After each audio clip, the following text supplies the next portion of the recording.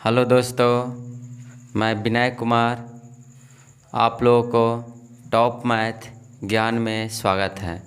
आज आप लोगों को भाजकों पर आधारित प्रश्न बताया जाएगा, यानी इसको गुणनखंड की संख्या भी बोला जाएगा। जैसे इसमें देखिए यहाँ प्रश्न क्या दिया हुआ है कि 120 में कुल भाजकों की संख्या कितना होगा, या ये भी पूछा जाएगा कि 120 में कुल गुणनखंडों की संख्या कितना होगा।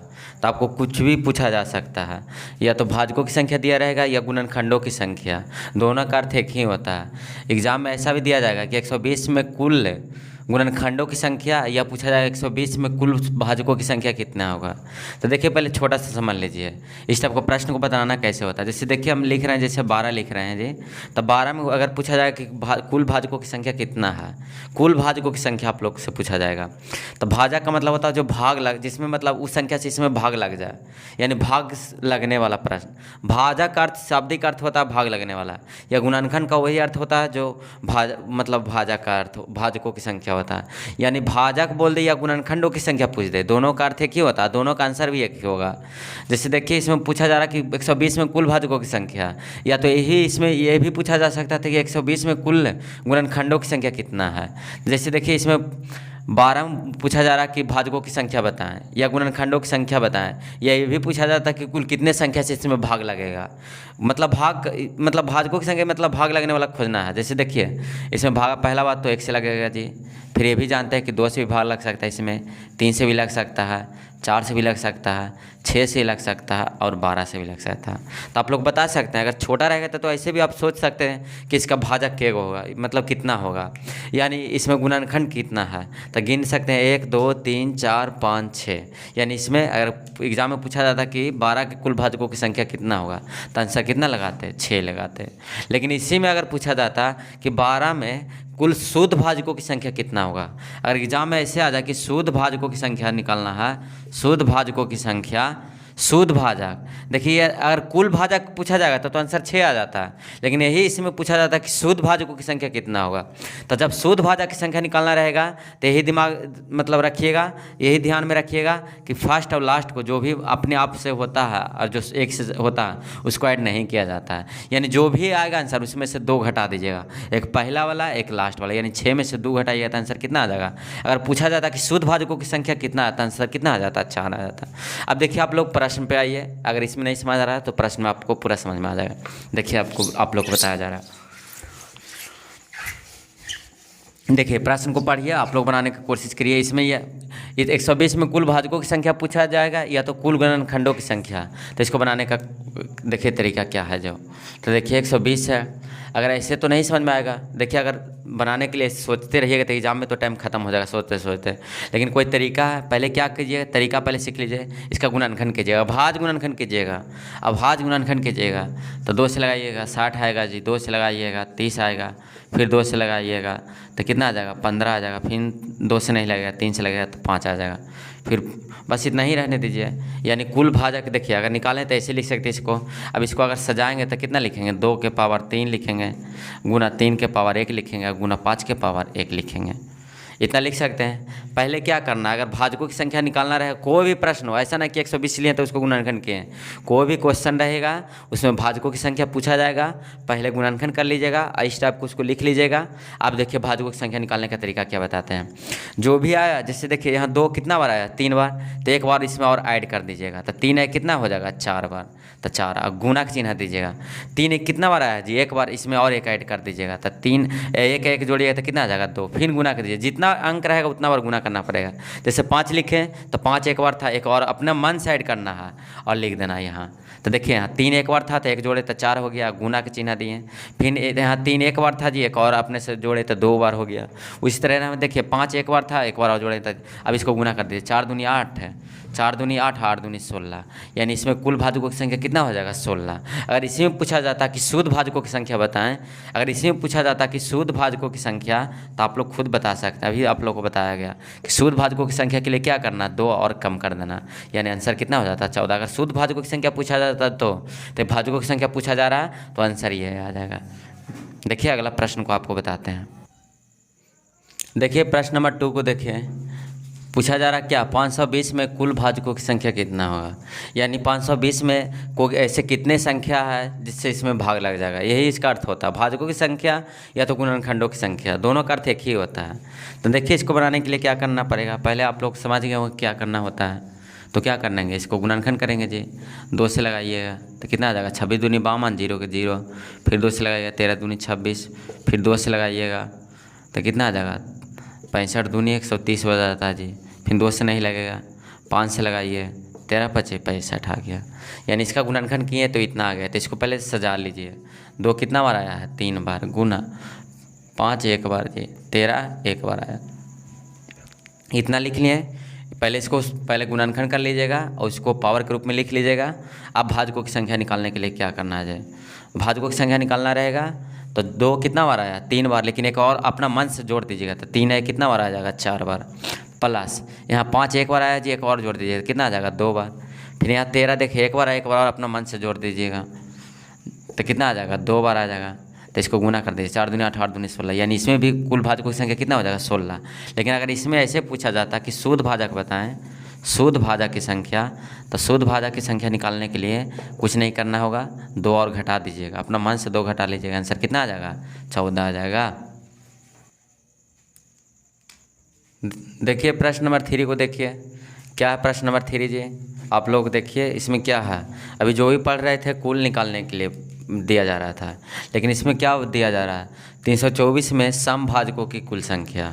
इसमें ये भी पूछा जाएगा कि विषम भाजकों की कुल संख्या। तो इससे आप लोग घबराइए नहीं, आप लोग को अच्छा तरीके से बताया जाएगा, आपको कोई दिक्कत नहीं होगा। जैसे पहले सिंपल छोटा समझ लीजिए, अगर कोई पूछा जाए कि 12 में कुल समभाजकों की संख्या कितने हैं और कुल विषम भाजकों की संख्या कितने हैं, तो देखिए यहाँ से तोड़ के देखिए, तो 1 से कटेगा, 2 से कटेगा, 3 से कटेगा, 4 से कटेगा और 6 से कटेगा और 12 से कटेगा। अगर इसमें पूछा जाए कि समभाजक कितने हैं तो 1 2 3 4, तो आंसर कितना हो जाता। अगर 12 रहता तो आंसर कितना देते 4 देते। लेकिन इसमें पूछा, अगर इसी में पूछा जाता है कि विषम भाजकों की संख्या कितना है तो एक है जो विषम संख्या है वो 3 है, यानी आंसर कितना हो जाता 2 हो जाता। जैसे देखिए इसी से आपको पहले बना देते तो आप इससे समझ लीजिएगा। तो इसको अगर बेसिक से बनाना चाहिएगा, मतलब पूरा डिटेल से बनाना सीखिएगा तो देखिए 2 से लगाइएगा 6 आएगा, 2 से लगाइएगा 2 से लगाइएगा तो 3 आएगा। फिर देखिए अब इतना आ गया तो लिखिएगा 2 के पावर 2 लिखिएगा, गुना 3 के पावर कितना लिखिएगा 1 लिखिएगा।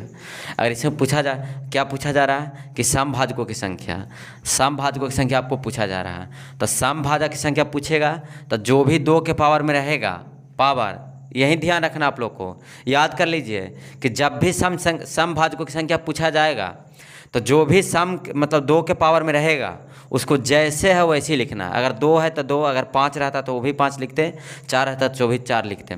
लेकिन यहाँ कितना 2 के पावर 2 है तो 2 लिख लेना। समभाजकों की संख्या निकालना रहेगा तो इसमें कुछ नहीं करना है, 2 के पावर जो भी रहेगा उसको ऐसे ही रहने दीजिएगा, जैसा रहेगा वैसे लिख लीजिए। 2 है पावर में तो 2 लिख लिए, गुना देना है, और जो भी विषम के पावर रहेगा उसमें 1 और बढ़ा दीजिएगा।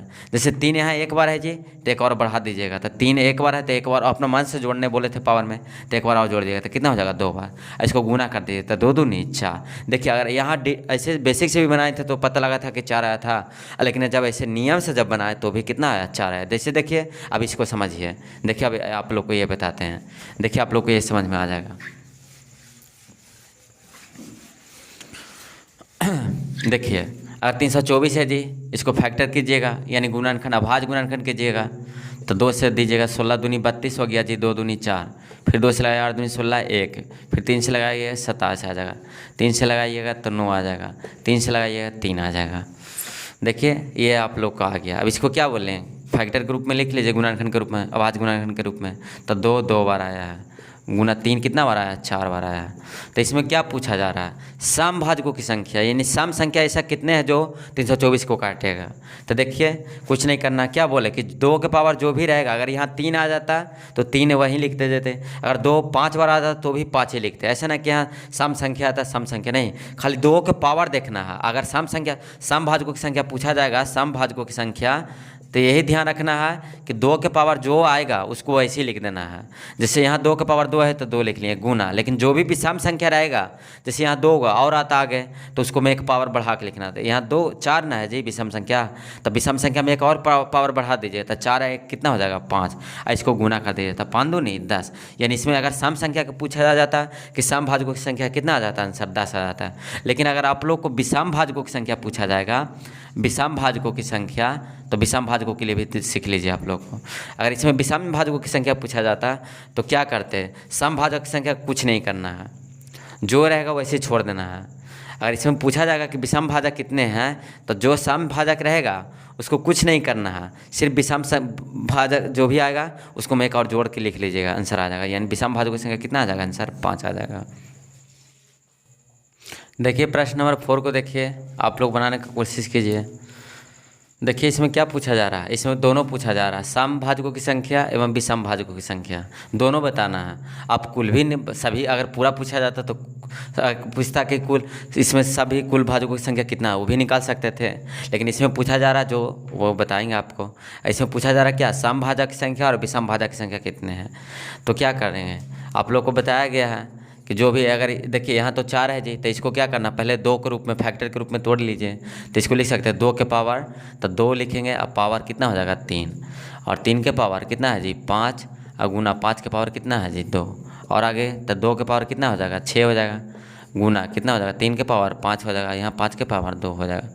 लेकिन आपको अब देखिए अगर सम भाजकों की संख्या पूछा जाता, सम भाजकों की संख्या, तो सम भाजकों के लिए क्या करते हैं, हम क्या बोले थे कि सम भाजक संख्या निकालना रहेगा तो 2 के पावर, देखिए 2 के पावर जैसा रहेगा वैसे, जैसे 2 के पावर यहाँ कितना है जी 6, तो 6 लिख लेना है। इसमें पावर में कुछ नहीं करना, सम भाजकों की संख्या में। अब जो भी है उसको में एक पावर बढ़ाइए, तो 5 ये है जी, एक और बढ़ाइएगा तो कितना आ जाएगा 6, फिर 2 ये है जी, एक और बढ़ाइएगा तो कितना आ जाएगा 3, इसको गुना कर लीजिए, हो जाएगा 36 है, और 36 गुना 3 कीजिएगा तो कितना आ जाएगा 108। यानी इसमें अगर सम भाजकों की संख्या पूछा जाता तो 108 आ जाता। लेकिन देखिए अगर इसमें पूछा जाता कि विषम भाजकों की संख्या कितना आएगा, विषम भाजकों की संख्या, अगर विषम भाजकों की संख्या पूछा जाता तो क्या बताया आपको, क्या बताया गया आपको कि जो रहेगा सम उसको कुछ नहीं करना है, सम के पावर यानी 2 के पावर कुछ भी रहेगा उसको कुछ नहीं करना है।